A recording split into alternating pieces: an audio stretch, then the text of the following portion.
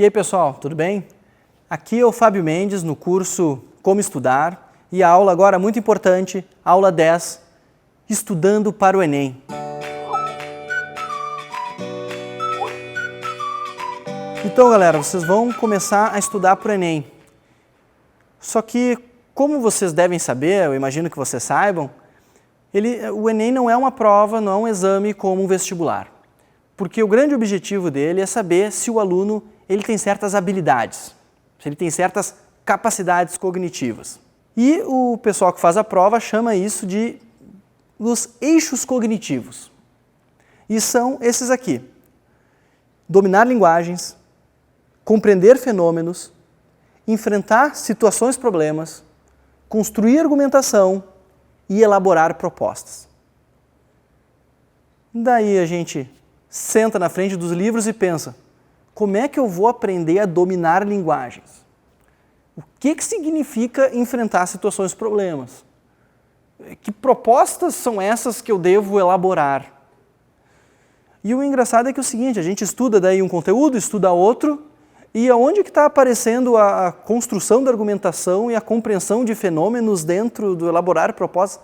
Quer dizer, como é que se encaixam essas habilidades e os conteúdos? Estudar para o Enem não pode ser simplesmente eu pensar no conteúdo. Se a gente não estiver atento para desenvolver essas habilidades, pode ser que grande parte do estudo não se reverta num bom resultado no exame. Bom, como que a gente vai fazer então para trabalhar essas habilidades à medida que a gente estuda? Existe uma forma, ou pelo menos uma. Aqui eu vou apresentar a que eu conheço e que funciona. A gente pode trabalhar sim essas habilidades se o modo como que a gente utilizar para estudar, para aprender, fizer com que a gente trabalhe cada uma delas. Nota que se o nosso estudo for simplesmente assistir a aulas de um professor, que habilidades que a gente está desenvolvendo? Ele está mostrando como compreender fenômenos, está falando sobre linguagens, mas a gente não está tendo um papel ativo, a gente elaborando as propostas, a gente interpretando. O que a gente está vendo é a interpretação do professor. A saída para isso é pensar naquele método que a gente trabalhou com aquelas 4 etapas. Porque se vocês perceberam bem, em cada uma delas, uma habilidade, ou pelo menos uma, está sendo desenvolvida. Quando a gente está vendo ali na leitura panorâmica, está sendo trabalhada a habilidade da gente perceber um contexto geral, no todo da informação.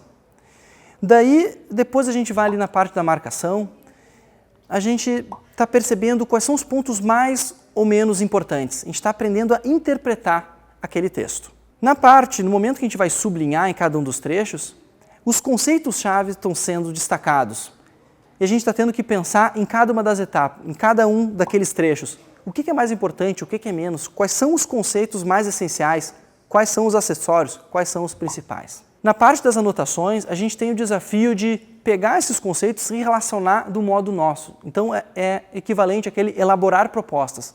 A gente está tentando contar a matéria, contar aquele conteúdo que está no texto de um modo nosso, com símbolos nossos, de uma maneira própria. E no final das contas, a última das etapas, os exercícios, é quando a gente enfrenta um problema, enfrenta uma situação com a interpretação que a gente fez e tenta responder a questão. Lembre-se que, segundo o método, depois quando eu chego no final, eu posso renovar esse ciclo de estudo e ver, com uma nova leitura, marcação, sublinha e anotações, se eu consigo responder melhor ou não aos exercícios. Então a gente aprende a ter um ponto de vista crítico em relação ao trabalho que a gente faz.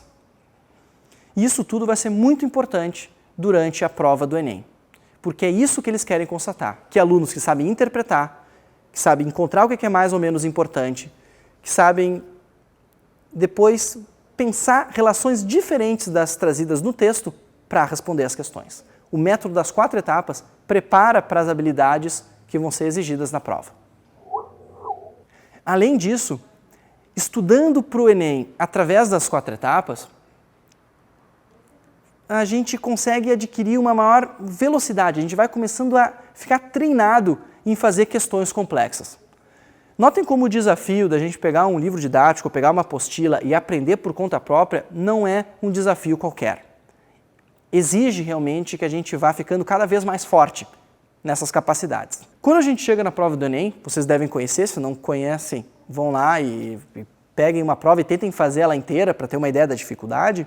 Vocês vão ver que uma das grandes problemas que o aluno enfrenta é que elas são questões muito longas. Bom, fazendo aquelas 4 etapas, a gente aprende a ler com uma velocidade melhor e a destacar e ganhar olho para destacar o que é mais importante. A gente então consegue treinar para executar a prova do Enem ao mesmo tempo que aprende os conteúdos. Então, qual que é a sugestão? A sugestão é que quando a gente for estudar para o Enem algum conteúdo, a gente vai lá, assiste a aula do Aula Livre, pega a apostila e na apostila faz as 4 etapas. Esse vai ser o momento que vocês vão estar treinando essas habilidades. Vocês vão ver que cada vez a gente vai ganhar, a gente vai ficar mais rápido, a gente vai notar que vai ficando mais esperto, porque a gente consegue notar num texto como é que ele se estrutura, a gente começa a aprender sobre a estrutura de um texto. E quando chegar na hora de fazer a prova, o tempo de execução fica muito menor, nossa capacidade de análise muito maior e a interpretação vai para um outro nível. Todos os dias a gente está tendo exercícios de interpretação pelas 4 etapas. Então, o que está em jogo, na verdade, para eu passar no exame, não é só o que eu sei do conteúdo, é na verdade o meu desempenho no dia da prova. E é por isso que a gente fazendo esse método, a gente vai estar treinando tanto o conteúdo quanto o desempenho. Então, gente, isso aqui foi a aula 10, estudando para o Enem. A próxima aula é sobre o horário de estudo. Tá ali, a gente se vê lá. Um abraço.